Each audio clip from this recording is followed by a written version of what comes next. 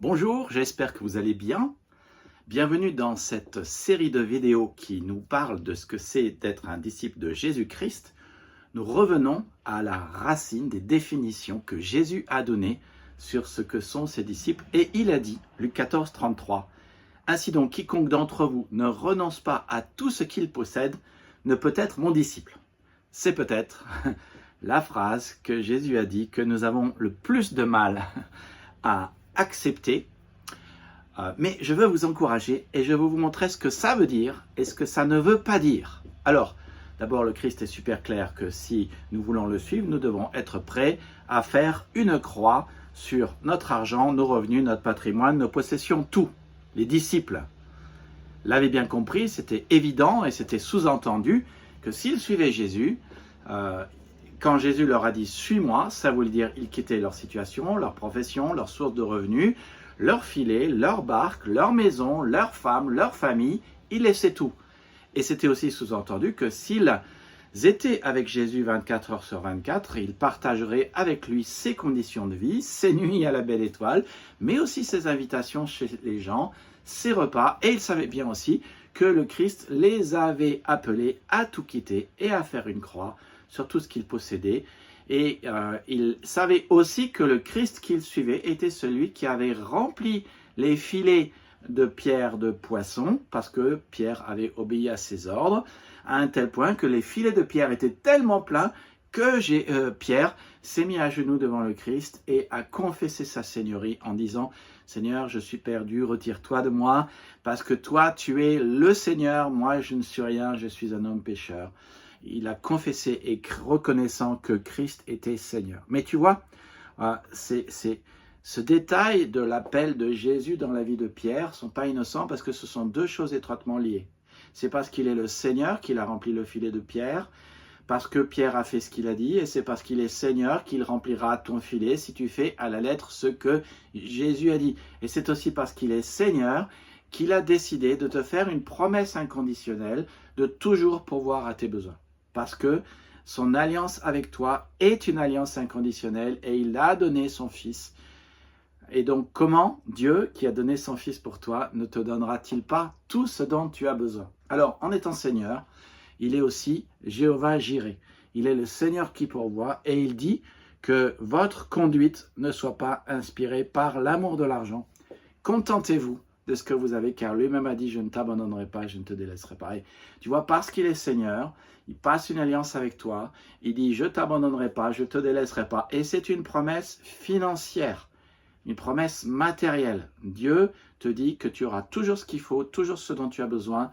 Et pour cela, Dieu a renoncé à tous, le Christ a renoncé à tout pour toi, sa gloire, ses privilèges, ses pouvoirs, sa communion avec le Père, sa vie. Il a fait tout pour toi. Et il dit que la condition pour faire partie de ses disciples, c'est d'être prêt à renoncer à tout ce que tu possèdes pour lui. Alors, c'est dans les faits ce que les disciples des premiers temps faisaient. Aucun des croyants ne disait que ses biens étaient à lui, mais ils mettaient en commun tout ce qu'ils avaient. Tous ceux qui possédaient des terrains, des maisons, les vendaient, apportaient la somme produite par cette vente, la remettaient aux apôtres, on distribuait alors l'argent à chacun selon ses besoins. Et si tu regardes le contexte de Luc 14, 33, tout ce qu'une personne possède est en fait une expression pour décrire le prix à payer pour être disciple de Christ. Ça inclut aussi d'abandonner sa famille à Dieu, d'abandonner sa femme à Dieu. Ça ne veut pas dire ne plus prendre soin d'elle, mais ça veut dire de l'abandonner à Christ. C'est comme si tu construis une tour. Avant de commencer à te construire cette tour, tu dois te poser la question, suis-je prêt à payer le prix ? Le Christ vaut-il la peine que je paye de ma vie ma marche à sa suite? Alors, tous les chrétiens n'ont pas répondu à cette question.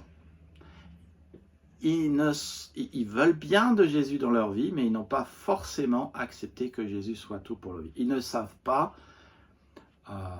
ou ils ont oublié que le Christ a tout donné pour eux. Ils ne savent pas qu'il est le Seigneur, ils ne savent pas qu'il est Jéhovah Jireh, ils ne savent pas qu'il est le Seigneur qui pourvoit, ils ne savent pas que Dieu a fait une alliance d'amour avec eux, une alliance inconditionnelle, et ils ont oublié que Dieu a dit, lui qui n'a pas épargné son propre Fils, mais l'a livré pour nous, comment ne nous donnera-t-il pas toutes choses avec lui? Et ils ont oublié qu'il a dit, je ne t'abandonnerai pas, je ne te délaisserai pas. Maintenant, Voilà la partie importante. La majorité des commentateurs s'accordent à dire que ce dont Jésus parle quand il parle de renoncer à tout ce qu'il possède est plus une question d'abandonner nos finances entre ses mains que de tout vendre. Ça, c'est très très important. Renoncer veut dire oui à Jésus et non au reste, donc à l'argent. Si nous acceptons de suivre Jésus, automatiquement, nous ne nous laissons plus diriger par l'argent, mais nous nous laissons diriger par Jésus. Si nous acceptons de suivre Jésus, nous nous laissons diriger par Jésus et donc pas par l'argent. Et si nous laissons le Christ nous diriger, nous acceptons automatiquement qu'il dirige aussi nos finances et possessions. Alors, la vérité, c'est que les chrétiens ont du mal à renoncer à tout ce qu'ils possèdent et à abandonner tout ce qu'ils possèdent dans les mains de Christ parce qu'ils oublient qui est Christ, ce que le Christ a fait à Pierre, ses promesses, ce qu'il peut faire, ce qu'il a promis de faire. Les chrétiens aussi pensent que s'ils renoncent à tout ce qu'ils possèdent, ils perdent tout parce qu'ils pensent que leurs possessions sont tout. Mais tout, ça n'est pas les possessions.